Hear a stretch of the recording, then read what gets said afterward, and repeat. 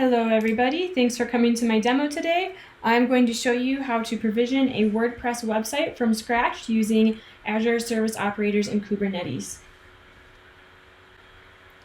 Alright, so let's get started.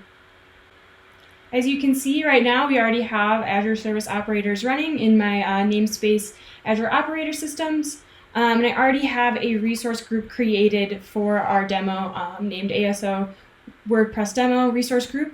I'm going to create the MySQL server next, which we need to hold our data from the WordPress website. Just need to get it into the right directory here, and I'm going to create that MySQL server using the Azure Service Operators. And while we wait for that to provision, I'm just going to show you the YAML files we have inside of our manifest folder.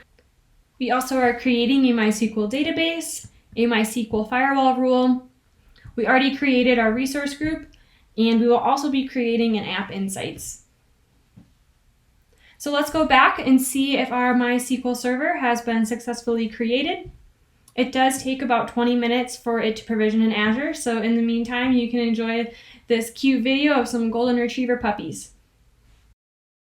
I'm not going to make you wait 20 minutes for that to provision, so I went ahead and fast forwarded the clips. And now we can see when we do a kgit MySQL server that our server has successfully provisioned and it is showing up in the Azure portal. So now we're going to go ahead and create the rest of the resources that we need that I mentioned earlier using the Azure Service Operators. I am creating a SQL database, which we can see has provisioned, and I'm going to create a MySQL firewall rule. And thankfully, all of these resources take a lot less time than our MySQL server.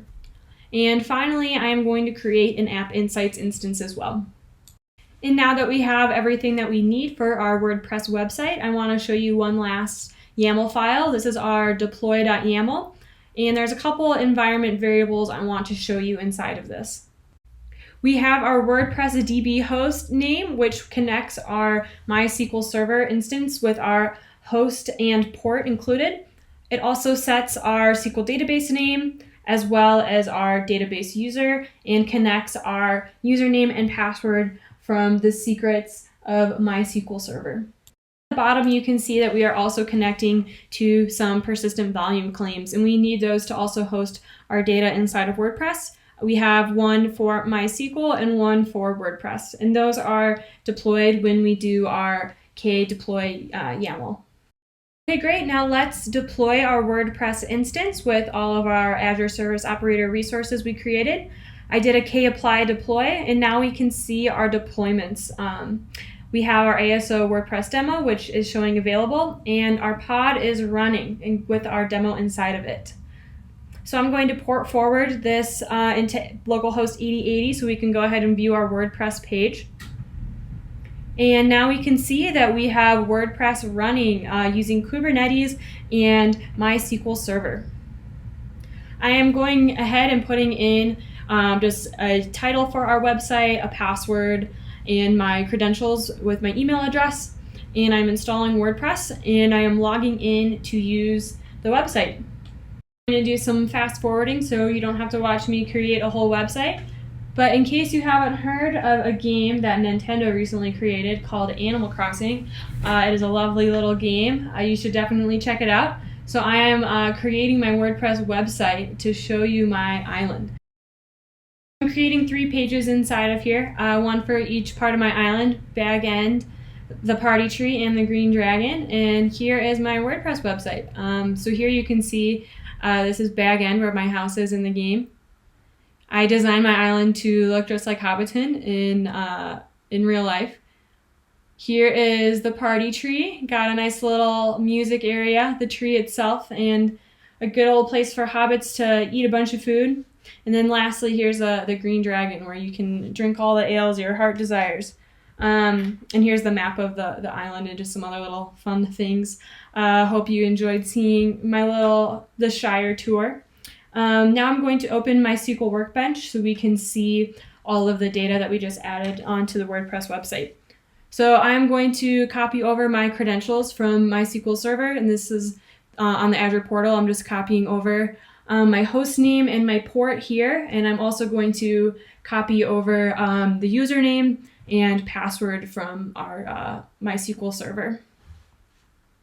Once that connects, I will go ahead and show you the data that we collected through me creating the WordPress page.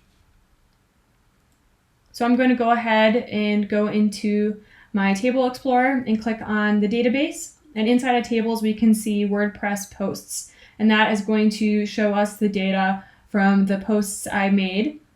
We can see here some items coming up. We see the green dragon, the party tree, bag end, all showing up in our MySQL Server database, which is awesome. Finally, I want to show you running App Insights inside of WordPress. So here is Microsoft's GitHub repo for the WordPress plugin for App Insights. So I'm going to go into WordPress and enable the plugin for Application Insights. And once this is activated, I'm going to go into Settings, and I'm going to copy and paste the instrumentation key from the Azure portal into this field.